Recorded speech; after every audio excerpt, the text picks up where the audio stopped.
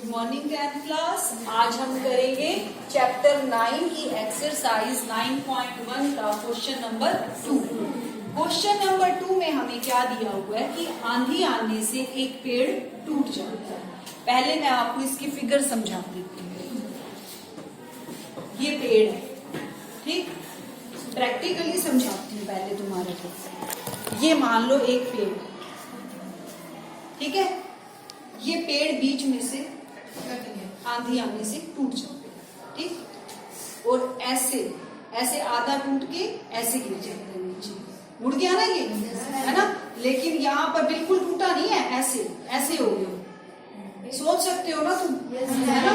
तो जो इसका ऊपर का शिखर है, शिखर कहेंगे ना जो सबसे ऊपर होता है, वो नीचे जमीन को छूता है, ऐसे ये नीचे तक गिरा, यहाँ तक जमीन तक ऐसे टच कर रहा है नीचे, ठीक। अब ये पेड़ है, अगर ये यहाँ से टूट जाए तो ये वाली चीज इसके नीचे गिर जाएगी, ऐसे हो जाएगी, है ना। ऊपर बनाती हूँ थोड़ा सा। ये पेड़ है, यहाँ से टूटा और ऐसे गिर गया, ठीक। तो ये वाली जो चीज है पेड़ की, इसका जो शिखर है वो कहाँ जाएगा, इधर नीचे लग जाएगा ना जमीन को, ठीक। और यहाँ से पेड़ शुरू हो रहा है, यानी यहाँ जड़ है उस पेड़ की। ये आपका पेड़ है और ये पेड़ का शिखर नीचे गिरा हुआ है। हमने क्या निकालनी है, पेड़ की ऊंचाई। ये पेड़ और पेड़ के शिखर के बीच की दूरी हो गई। शिखर यहाँ था, अब यहाँ आ गया गिर कर, तो ये पेड़ और उसके शिखर के बीच की दूरी हो गई ना। अब दूरी ये वाली नहीं है, ये वाली नहीं है, ये है अब दूरी। ऐसे नहीं, पेड़ और पेड़ के शिखर के बीच की दूरी ये नहीं है। अब गिरने के बाद तो ये हो गई ना दूरी इनकी, समझ आ गई ये चीज। तो हमने निकालनी है पेड़ की ऊंचाई। देखो, पेड़ की ऊंचाई निकालने के लिए एक बार तो हमें ये चीज निकालनी पड़ेगी, है ना, और एक बार इसको निकालने के लिए ये निकालना पड़ेगा कारण, है ना। अगर ये आधी ऊंचाई तो इधर पड़ी है और आधी ऊंचाई इधर पड़ी है पेड़ की, इन दोनों को फिर मैं जोड़ दूंगी तो वो पेड़ की ऊंचाई निकल आएगी, पूरी ऊंचाई जो आंधी से पहले थी, है ना। समझ आ गई है मेरी बात। अब हम स्टेटमेंट करते हैं। आंधी आने से एक पेड़ टूट जाता है और टूटा हुआ भाग इस तरह मुड़ जाता है कि पेड़ का शिखर जमीन को छूने लगता है। आ गई समझ, ठीक है। और इसके साथ 30 डिग्री का कोण बनाता है। कोण किसके साथ, शिखर जमीन के साथ बनाता है। ये है ना शिखर और ये जमीन इधर है नीचे, तो कितने का कोण बन रहा है, 30 डिग्री का कोण।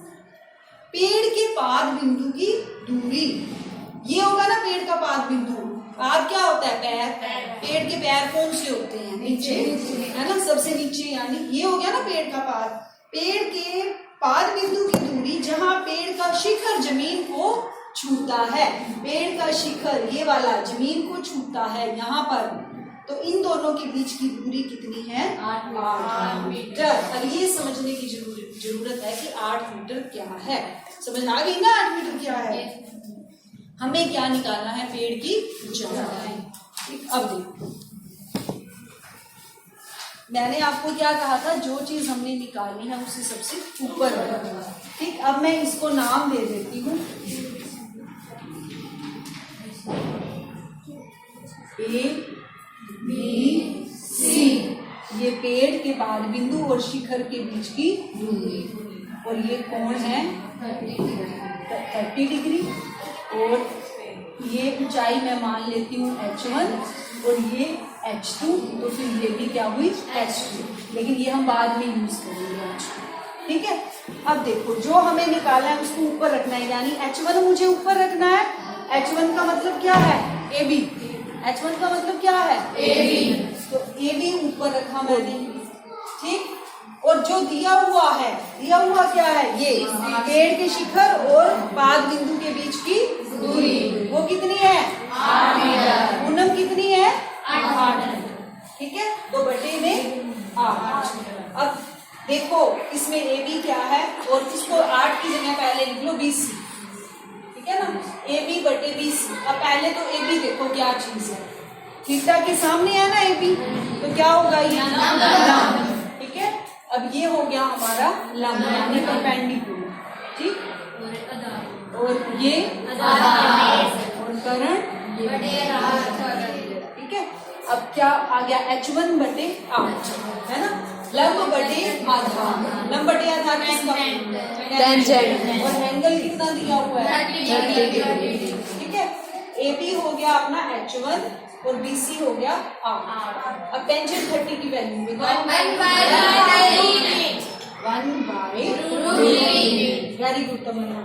H1 क्या आएगा, H1 को अकेला कर दिया, 8 को इधर लेना चाहोगे 1, 8/√3। रूट वाली रकम कभी भी नीचे नहीं आती, उसका क्या करते हैं, परिमेयकरण। इसको परिमेयकरण करो, यानी इसी से मल्टीप्लाई और इसी से डिवाइड, तो क्या आएगा 8√3/3।